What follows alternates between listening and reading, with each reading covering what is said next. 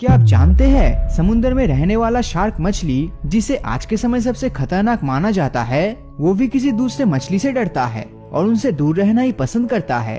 और ये जीव और कोई नहीं बल्कि मासूम सा दिखने वाले डॉल्फिन्स है। एक शार्क हमेशा तैरते समय इस बात का पूरा ध्यान रखता है कि उसका आमना सामना किसी डॉल्फिन से ना हो जाए। इस वजह से शार्क हरदम अपने आसपास नजर लगाए बैठा रहता है कि उसकी तरफ कोई डॉल्फिन ना आ सके। शार्क जितना भी ताकतवर और खूंखार शिकारी क्यों ना हो, लेकिन डॉल्फिन जैसी होशियारी किसी भी समुद्री जीव में नहीं है। यह अपनी होशियारी और तेज दिमाग के बलबूते पर दूसरी मछलियाँ, यहाँ तक इंसानों को भी शार्क के हमले से बचा लेती है। पर अब सवाल ये है कि आखिर एक शक्तिशाली शार्क अपने से काफी छोटे और मासूम से दिखने वाले डॉल्फिन से आखिर डरता क्यों है? असल में डॉल्फिन्स के बच्चे शार्क का पसंदीदा खाना है और अक्सर शार्क डॉल्फिन के बच्चों को जिंदा निगल जाता है। तो इसीलिए डॉल्फिन शार्क को अपना सबसे बड़ा दुश्मन मानते हुए हमेशा उसके ऊपर हमला करने की कोशिश करता है। और अपने आसपास शार्क दिखाई देते ही सभी डॉल्फिन इकट्ठा होकर शार्क पर टूट पड़ता है। डॉल्फिन बेहद ही फुर्तीला जीव है। इसके शरीर में मौजूद हड्डी और मांसपेशियां डॉल्फिन के शरीर को लचीलापन प्रदान करता है, जिस कारण ये शार्क की तुलना में ज्यादा तेजी से पानी में तैर सकता है।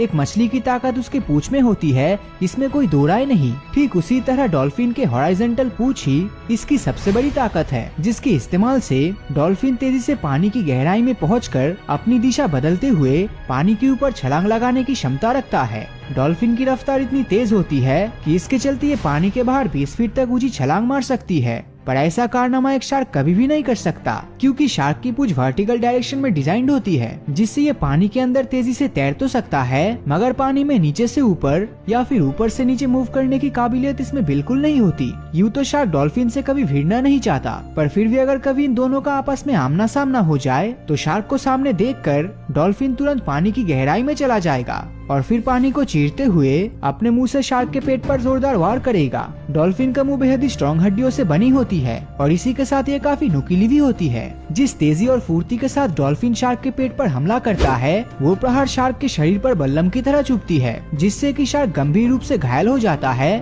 और कभी कभी तो वहीं पर अपना दम तोड़ देता है। शार्क हमेशा अकेले ही तैरना पसंद करती है, जबकि डॉल्फिन एक झुंड होकर पानी में रहता है। शार्क डॉल्फिन से डरता है, इसका एक और रीजन भी हो सकता है, क्योंकि अगर किसी शार्क ने डॉल्फिन के ऊपर अटैक कर दिया तो तब डॉल्फिन के बाकी झुंड आकर शार्क पर लगातार अपने खंजर जैसे मुंह से वार करता जाएगा, जब तक वो शार्क के पेट को चीरकर उसे मौत के घाट उतार न दे। समुद्र में रहने वाली किलर व्हेल, जो कि ग्रेट व्हाइट शार्क के तुलना में काफी बड़ा और खूंखार शिकारी है, वो भी डॉल्फिन के आसपास मदद के लिए हमेशा तैयार रहता है, क्योंकि किलर व्हेल डॉल्फिन प्रजाति का ही जीव है और इसके शरीर के गुण और खूबियाँ डॉल्फिन जैसा ही होता है। तो जब भी शार्क और डॉल्फिन की लड़ाई होती है तो किलर व्हेल तुरंत आके डॉल्फिन के साथ लड़ाई में हिस्सा लेकर शार्क को ऐसा मजा चखाता है कि उसके पास भागने के अलावा दूसरा कोई चारा नहीं रहता। डॉल्फिन्स के आईसाइट बहुत ही वीक होते हैं और कुछ तो जन्म से ही अंधे होते हैं, लेकिन इसके बाद भी ये पानी के अंदर सभी तरह की चीजों के बारे में सही जानकारी जुटाने में सक्षम है। डॉल्फिन्स के शरीर से मैग्नेटिक वेव्स निकलती है, जो इकोलोकेशन प्रोसेस के दौरान यानी दूसरे चीजों से होने वाली आवाज को सुनकर